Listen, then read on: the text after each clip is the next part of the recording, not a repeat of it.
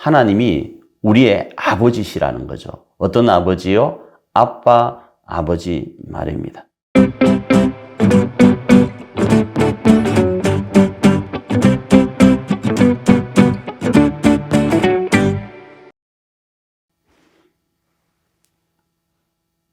우주차 2강입니다. 이제 이렇게 하나님의 나라를 건설하기 위해서 교회가 기능해야 되는데 그 기능하기 위해서 첫째 부르심을 받았다 이런 말씀을 드렸죠. 자, 이 부르심에는 또 두 가지가 있습니다. 그러니까 자녀로의 1차적 부르심이 있습니다. 그리고 제가 앞에도 말씀드린 것처럼 보내심이라는 게 있는데 보내기 위해서는 다시 부르시는 거예요. 그래서 저는 사명으로의 2차적 부르심이 바로 이 보내심이다 이렇게 말씀을 드리고 저희 교회에서는 이 부르심을 그러니까 2차적 부르심을 사도적 보내심이다 이렇게 말씀을 드렸죠. 먼저 1차적으로 자녀로의 부르심에 대한 부분입니다. 이 자녀로의 부르심은 하나님 아버지로서의 부르심입니다. 그래서 여호와 하나님을 아버지로 고백하면서 가족 공동체로서 함께 먹고 마시며 교제하기 위해서 지금 부르시는 겁니다.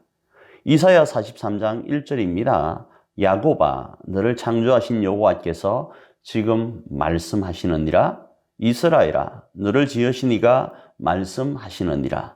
너는 두려워하지 말라. 내가 너를 구속하였고 내가 너를 지명하여 불렀나니 너는 내 것이라 이렇게 말씀을 하는 겁니다. 우리는 하나님의 것이라는 겁니다.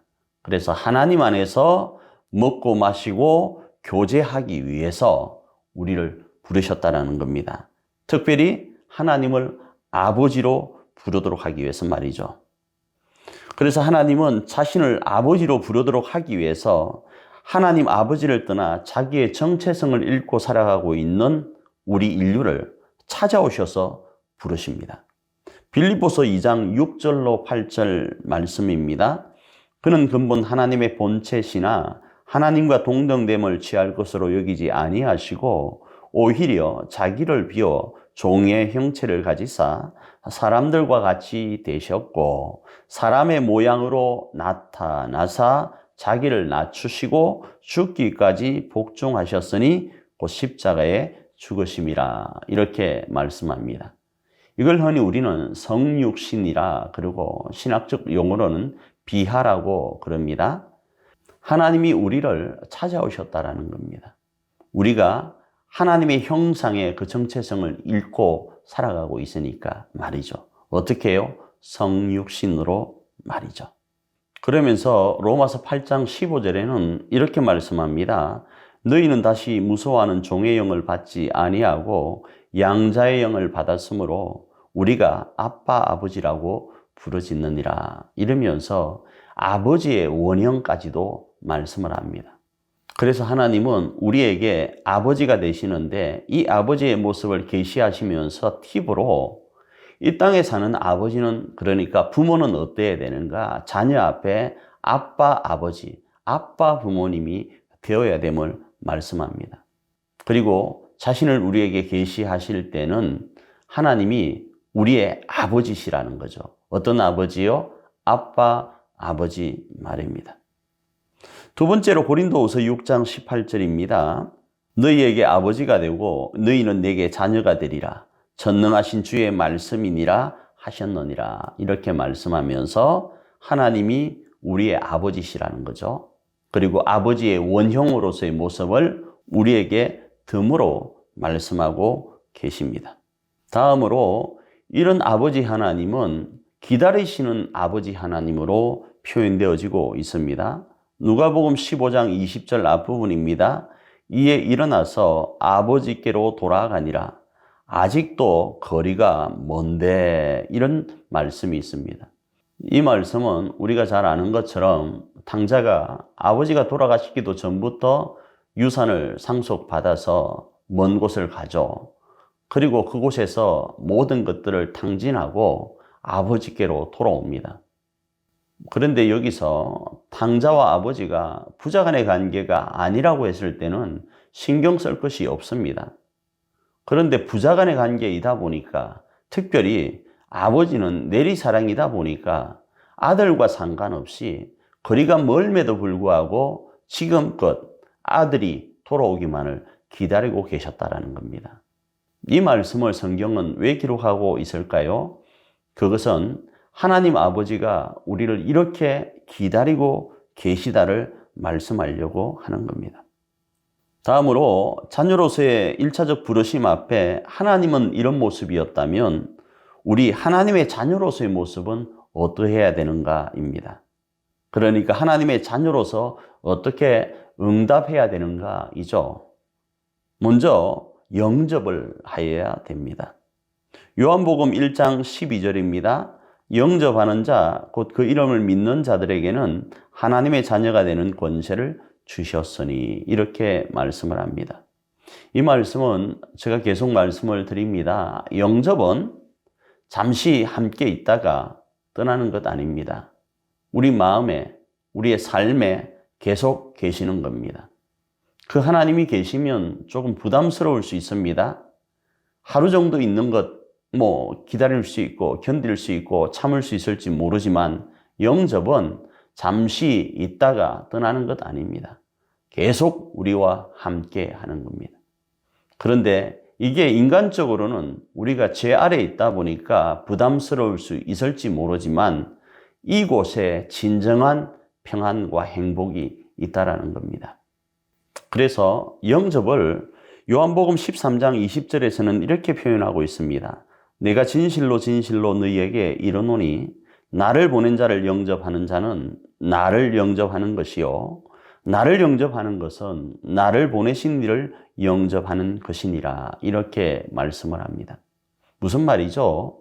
예수님께서 제자들을 보내시면서 예수님의 제자들을 영접하는 자들은 예수님을 영접하는 것이고, 그러면 예수님을 영접하는 것은 예수님을 보내신 하나님을 영접하는 거라는 겁니다. 그렇습니다. 이 원리를 그대로 우리의 삶에 적용한다면 오늘 우리 옆에 있는 우리 가족들, 이들은 하나님이 우리에게 보내신 천사이고 하나님의 사람들입니다. 이들을 하나님의 이름으로 영접하는 겁니다. 그러면 그것이 바로 예수님을 영접하는 것이 되고 그것이 바로 하나님을 영접하는 거라는 겁니다. 그런데 우리는 자꾸 하나님을 영접하는 것, 하나님을 사랑하는 것 엄청 거창하게 생각합니다. 그래서 제가 간혹 이런 말씀을 우스개로 드리지 않습니까? 지구는 누가 지킨다고요? 독수리 오행제가 지키는 겁니다. 우리는 우리 가정을 지키는 겁니다.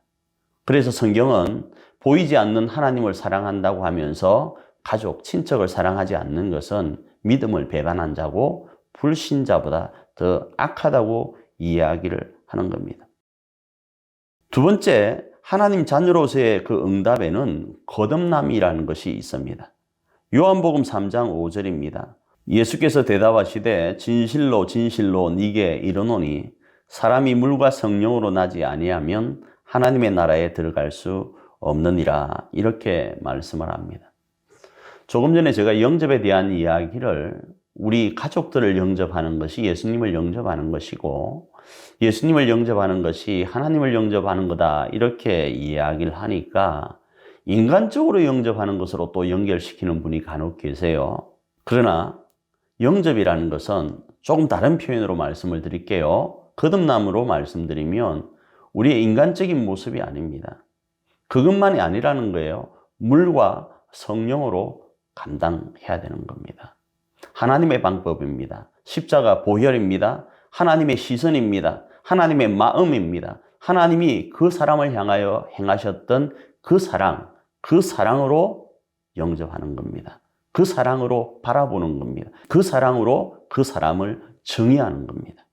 그게 바로 영접이고, 그런 마음으로 결단되어지고 그런 마음으로 새로워지는 것이 거듭남이라는 겁니다. 세 번째로는 접붙임입니다. 로마서 11장 24절입니다. 네가 원돌 감람나무에서 찍힘을 받고 본성을 거슬러 좋은 감람나무에 접붙임을 받았으니 원가지인 이 사람들이야 얼마나 더 자기 감람나무에 접붙이심을 받으랴. 이런 말씀이 있습니다. 이 내용에 대한 석의는 차지하고 이 접붙임의 내용은 단순한 겁니다. 우리가 약하기 때문에 강한 것에 접붙는 겁니다. 그리고 우리의 약함은 잘라버리는 겁니다. 그리고 강함으로 옷 입는 거죠. 마찬가지입니다. 우리의 제된 모습은 잘라내는 겁니다. 그리고 강하신 하나님으로 살아가는 겁니다. 그게 접붙임이고 거듭남이고 영접인 겁니다.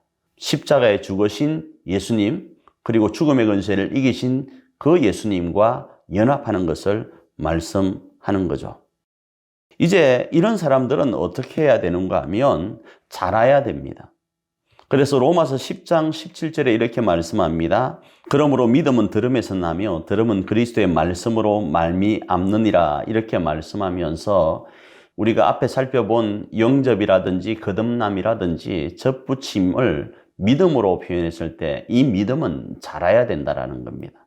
어떻게 하면 자라는가? 그건 말씀을 들어야 되는 겁니다.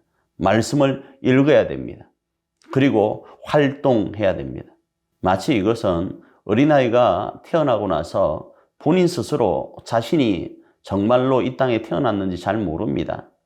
그러나 먹고 마시고 싸고 움직이면서 자라게 되면 본인이 이 땅에 태어났구나, 그리고 내가 사람이구나를 알게 되는 것과 마찬가지 원리입니다. 영접하였다고, 거듭났다고, 접붙임을 받았다고 당장 내가 하나님의 자녀인지 잘 모를 수 있습니다. 그러나 말씀을 듣고 움직이고 활동하면서 자라게 되면 내가 하나님의 자녀이구나, 하나님이 우리 아버지이구나를 깨달을 수 있는 거죠. 에베소서 4장 15절 말씀입니다. 오직 사랑 안에서 참된 것을 하여 범사에 그에게까지 자랄지라. 그는 머리니 곧 그리스도라. 이렇게 말씀합니다. 그 자라는 위치가 어디인가 하면 그리스도에게까지로 말씀하고 있는 겁니다. 로마서 12장 2절입니다. 너희는 이 세대를 본받지 말고 오직 마음을 새롭게 함으로 변화를 받아 하나님의 선하시고 기뻐하시고 온전하신 뜻이 무엇인지 분별하도록 하라. 이렇게 말씀하면서 자라야 될 이유가 여기에 있음을 말씀을 하는 겁니다. 그렇습니다. 우리는, 그러니까 교회는 이런 모습 가운데 부름을 받은 겁니다. 그래서 교회가 무엇인가? 그 교회는 하나님의 나라를 건설하기 위해서 예수 그리스도로 말미암아 하나님의 자녀로 부르심을 받은 무리들인 겁니다. 오늘은 여기까지 하고 잠시 후에 3강에서 뵙도록 하겠습니다.